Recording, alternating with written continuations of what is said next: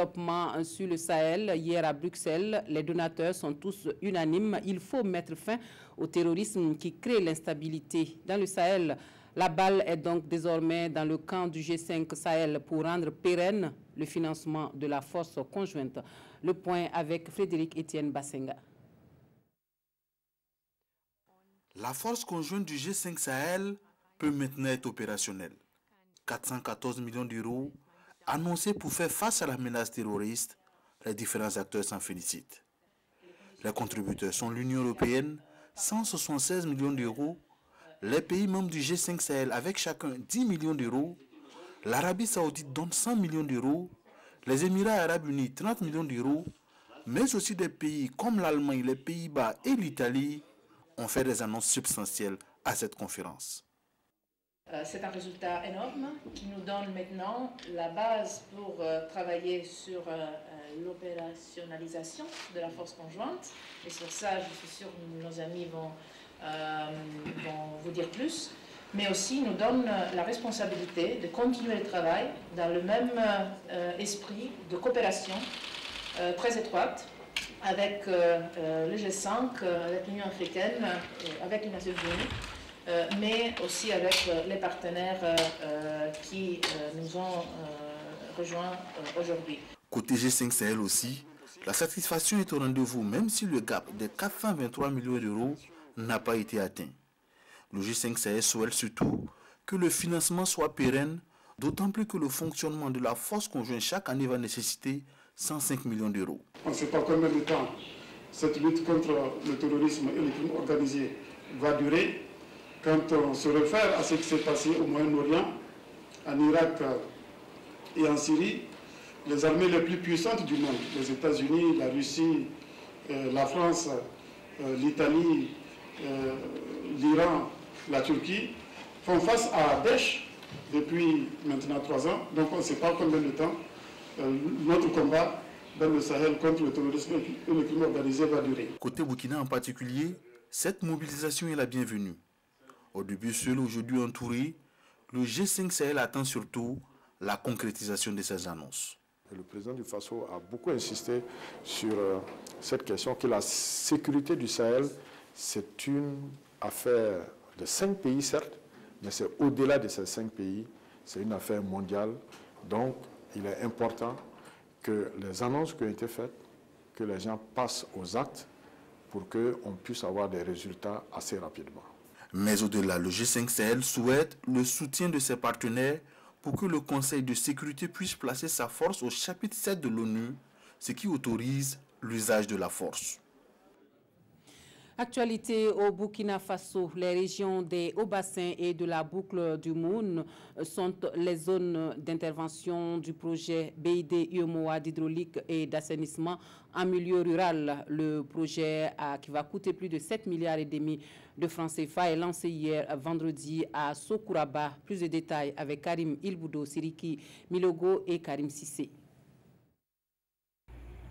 Le projet Banque islamique de développement et Union économique et monétaire ouest-africaine d'hydraulique et d'assainissement en milieu rural est ainsi lancé ici à Sokouraba dans le Kénédougou. Un projet qui permettra de réaliser d'infrastructures d'eau potable et d'assainissement au profit des populations. Ce projet va permettre la réalisation de forages à motricité humaine, donc les forages classiques, permettre la réalisation d'AIPS, les émissions d'eau potable simplifiées, et particulièrement la réalisation de forages à gros débit pour l'alimentation multi-villages. Déjà, ce qu'on va faire ici va alimenter à peu près 4 villages et 27 km de rayon. D'un coût de 7 milliards 760 millions de francs CFA, l'exécution de ce projet contribuera à l'amélioration de l'accès à l'eau potable et à l'assainissement dans la boucle du Mouhoun et les Hauts-Bassins. Et le Burkina Faso peut compter sur l'accompagnement de ses partenaires pour relever ce défi. Un programme sous-régional qui porte sur environ 68 milliards de francs CFA. Sur ces 68 milliards de francs CFA, la commission de l'UEMOA apporte environ 21 milliards. La Banque islamique de développement, qui est notre partenaire, apporte 44 milliards et les États eux-mêmes apportent le reste. 4 ans c'est la durée d'exécution de ce projet. L'Union économique et monétaire ouest-africaine, UEMOA, la Banque islamique de développement BID et le Burkina Faso sont les principaux bailleurs de fonds de ce projet. Et le ministre en charge de l'environnement qui séjourne à Bobo-Dioulasso visite les services déconcentrés de son département et des projets entrant dans le cadre de la protection de l'environnement, notamment l'École nationale des eaux et forêts et le projet de construction des foyers Rumdi. Le point avec de la tournée de Nestor Bassière, donc avec Karim Ilboudo et Rachid Sawadougou. Ce sont des unités de fabrication de foyers améliorés Rumdi que visite ici à la direction provinciale de Oué des eaux et forêts et au centre artisanal du secteur 25 de Bobo-Dioulasso, le ministre de l'Environnement, de l'économie verte et du changement climatique. Un projet porté par son ministère et piloté par l'ONG allemande GIZ dans le cadre de la politique gouvernementale de lutte contre la déforestation. Ces unités de production vont permettre de mettre des foyers améliorés de qualité et en quantité suffisante. Ça va permettre de réduire considérablement la consommation en bois de chauffe et en charbon, donc ce qui permettra de diminuer la coupe du bois. La question de déforestation est une question préoccupante, raison pour laquelle nous avons redynamisé le projet de foyer amélioré pour réduire la consommation du bois et lutter efficacement contre la désertification. Sur le site des eaux et forêts, cette machine est présentée au ministre. Son rôle, traiter et transformer les déchets plastiques en granulés pour les utiliser à d'autres fins. Et ces granulés seront mis sur le marché pour d'autres utilisateurs, notamment Fasoplast, notamment des usines qui produisent les chaises, les bouilloires, d'autres objets durs. Il y a aussi les sachets mous et qu'on va utiliser. Haute escale du ministre en charge de l'environnement, l'ENEF, l'École nationale des eaux et forêts. Là, il dit venir toucher du doigt les difficultés qui entravent le bon fonctionnement de l'établissement.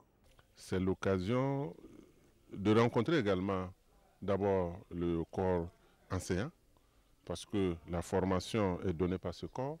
Nous avons également échangé sur leurs préoccupations et je pense que la question qui est ressortie avec le corps enseignant, c'est le problème de la loi 033 qui, à la date d'aujourd'hui, ils sont au niveau des EPE mais ne bénéficient pas de statut. Que cette visite est la bienvenue et en tout cas à l'arrivée, le ministre lui-même a constaté les difficultés que nous vivons au niveau de l'école. À l'issue des rencontres avec les premiers responsables de l'ENEF et les stagiaires, tous sont d'accord, travailler main dans la main pour le bien-être de l'école. Et dans les cascades, les étuveuses de riz de Karfiguela gagneront désormais en temps et en économie d'énergie dans leur activité de transformation de riz. Un centre d'étuvage leur est offert par le Canada et qui devrait améliorer leur production et contribuer davantage à leur autonomisation. Nous suivons l'inauguration du centre avec Drissa Traoré et Karim Sissé. Un tout nouveau centre d'étuvage pour les femmes de Karfiguela dans les cascades. Le joyau est le fruit de la coopération entre le Burkina Faso et le Canada. À travers ce centre, le Canada réaffirme son engagement pour l'autonomisation économique de la jeune fille et de la femme. Le Canada est très fier d'appuyer les efforts des unions des filières de riz et aussi le CECI et le gouvernement de Burkina Faso pour améliorer la qualité de vie des femmes et filles ici à Karfiguela. Merci. Et aussi autour du pays. Je pense que l'autonomisation des femmes est très importante pour le développement fort de le pays Burkina Faso. C'est une façon pour nous de créer les cadres pour permettre la participation de la femme au développement économique local, et principalement au niveau de la région des Cascades, particulièrement dans la province de la Comoué. Bâti sur une superficie de 2 hectares, le centre d'étuvage de riz de Karfiguela a une capacité de production de 5 tonnes par jour. Il comprend entre autres un magasin de stockage de 120 tonnes, 2 aires de séchage, un magasin de décortiquage et une salle de tri et de conditionnement. le tout alimenté par un groupe électrogène.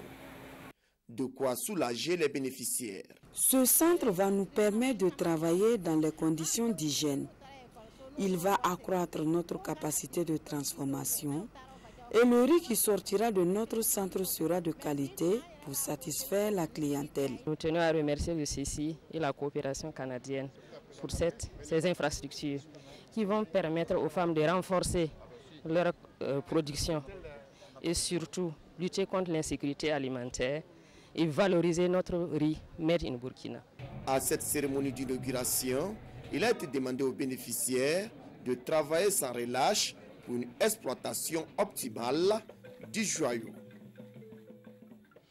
Et la filière tomate, également très porteuse, mais qui est cependant confrontée à des difficultés de circulation qui entravent la commercialisation de la tomate. Les acteurs de la chaîne de valeur de la tomate ont tenu à informer toutes les parties prenantes des difficultés que rencontrent les producteurs et de l'urgence de trouver des solutions idoines. La rencontre a lieu à Ouagadougou. Des précisions avec Yacouba Gamene et Kadi Sanogo. La tomate fraîche est beaucoup consommée au Burkina Faso et dans les pays côtiers d'Afrique de l'Ouest. Elle est appréciée pour son goût, mais surtout pour sa fermeté. Malgré ses vertus, c'est un produit périssable. Pour faciliter donc la conservation et la circulation de la tomate, ces acteurs de la chaîne de valeur du produit sont réunis ici en atelier. Une rencontre qui va servir de cadre pour donner des informations nécessaires en vue de diminuer les contraintes liées à la commercialisation de la tomate. Pour identifier les contraintes à la commercialisation de notre tomate au niveau des pays de la sous-région, notamment vers le Ghana.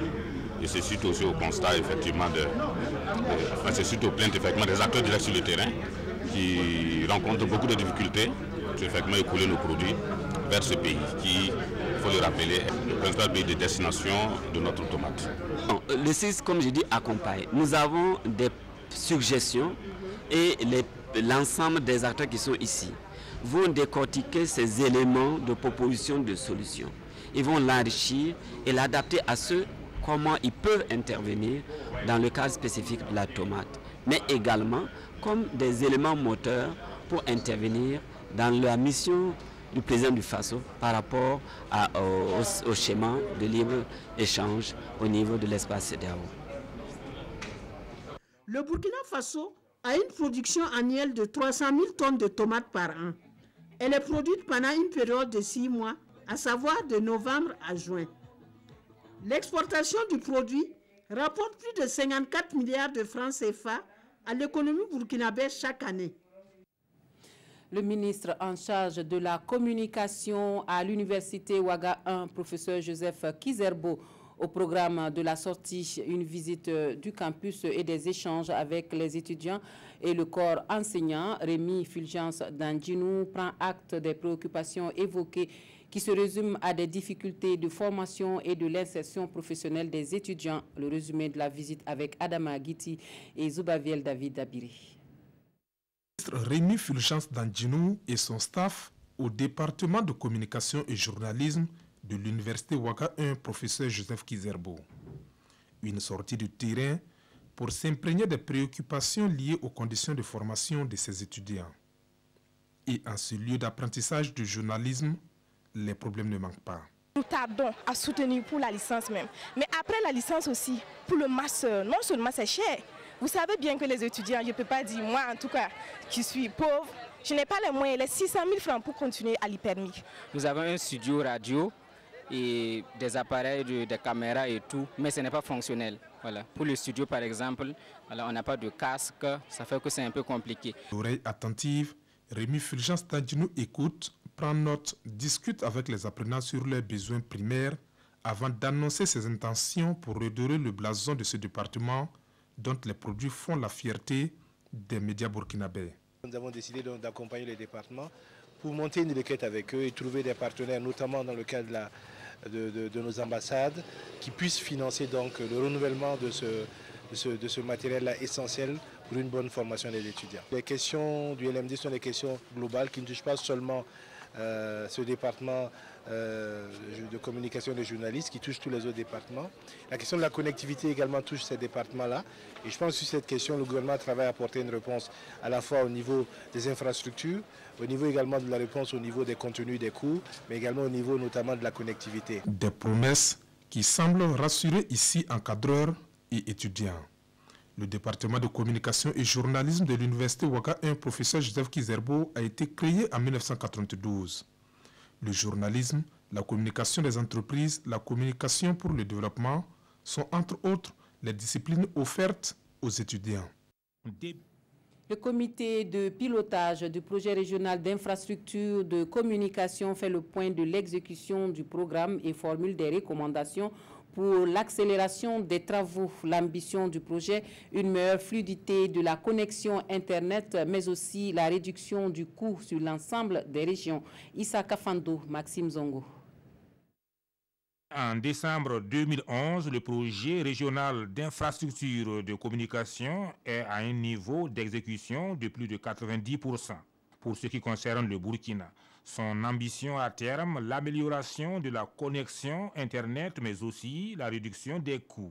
L'objectif principal de ce projet, c'est vraiment d'étendre la couverture des réseaux large bande de grande capacité pour notre pays, dans le but effectivement de nous permettre d'accéder à une plus grande connectivité aussi bien nationale qu'internationale, notamment l'accès à l'Internet à plus haut débit. Au terme de ce projet, il devrait sentir au quotidien que l'accès Internet, que ce soit à travers les ordinateurs ou à travers les téléphones, puisque ça c'est le mode de connexion qui est de plus en plus répandu, on devrait sentir plus de fluidité et plus de stabilité dans la qualité des communications. Au cours de cette rencontre de Ouagadougou, les membres du comité de pilotage se pencheront sur l'état d'exécution du projet et feront des recommandations à même de contribuer à l'accélération des travaux.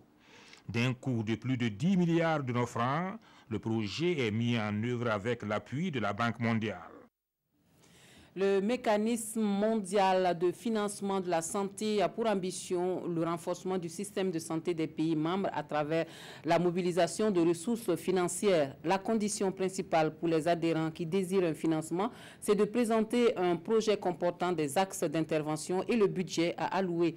Les acteurs du Burkina Faso réfléchissent à Ouagadougou à l'élaboration du dossier pays. Gérard Sommet, Zoubaviel David Dabiri.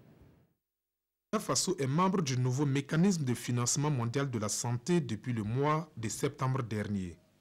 Pour accéder à ce financement mondial, les pays membres doivent déposer un dossier comportant les axes à financer et le budget désiré.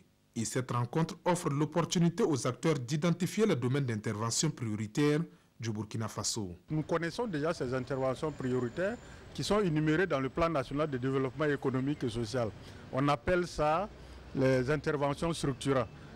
Une des interventions structurantes, c'est la politique de gratuité. La deuxième intervention, c'est par exemple la politique de gratuité aussi de la planification familiale. Il y a différentes interventions à l'intérieur de la santé maternelle, néonatale et infantile qu'on a besoin de financer. Depuis 2016, le Burkina Faso s'est lancé dans une politique de gratuité des soins de la femme enceinte et de l'enfant de moins de 5 ans. Ce projet, une fois élaboré, va permettre d'améliorer l'offre de santé en vue d'atteindre les objectifs de la gratuité des soins. À ce niveau-là, il y a beaucoup de financements qui ont été mobilisés pour ça, à hauteur de plus de 50 milliards sur les 2 années 2016 et 2017. Donc nous sommes déjà dans cette vision. Nous allons donc conforter notre vision, élargir la vision pour en tout cas un mieux-être des populations. D'ici à août 2018, le dossier d'investissement pour la santé maternelle, infantile, des adolescents et de la nutrition devrait être élaboré et présenté au Burkinabé. Africalia 2018, c'est fini. Rendez-vous à Abidjan pour Africalia 2019. La soirée de clôture est un cadre de remerciement aux opérateurs économiques venus des 4 coins du monde. Des récompenses également pour les pays participants. Les temps forts de la soirée de gala avec Césaire Carfo et Vincent Kiendrebeogo. La 10e édition du Forum Africalia Referme se porte à travers cette soirée gala. une soirée à l'honneur des délégations venues des différents pays. Certains pays repartent même avec des trophées, signe de reconnaissance des organisateurs pour leurs fortes délégations qui ont participé à ce grand rendez-vous d'affaires à Ouagadougou. C'est le cas de la Côte d'Ivoire, de la Tunisie, de la Chine, Taïwan, mais aussi de l'Autriche qui est à sa première participation à ce forum.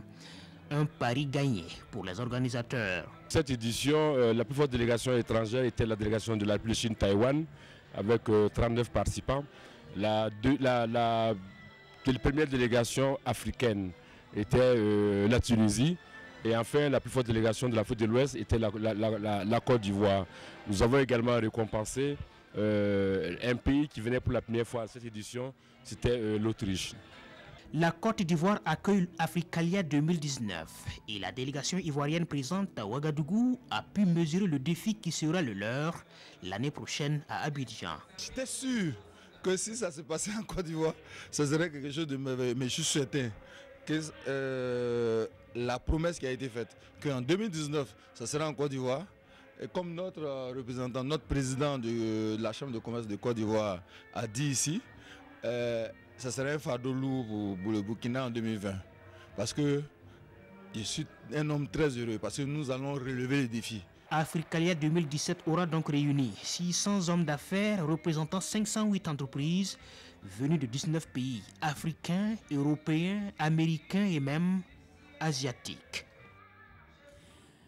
Et pour finir, Mogadiscio visé par un double attentat attribué à Al-Shabaab, un groupe islamiste affilié à Al-Qaïda. 2 voitures piégées ont explosé à proximité du palais présidentiel et d'un hôtel. Bilan de l'attaque, 18 morts et une vingtaine de blessés.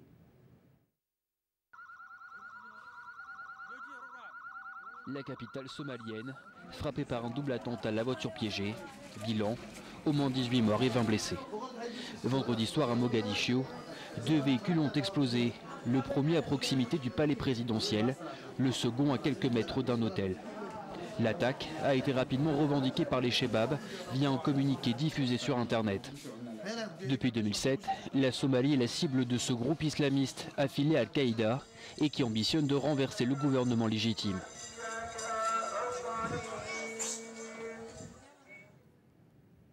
On s'arrête ici pour les actualités de la mi-journée. Merci de nous avoir suivis. Très bon week-end à tous et à toutes.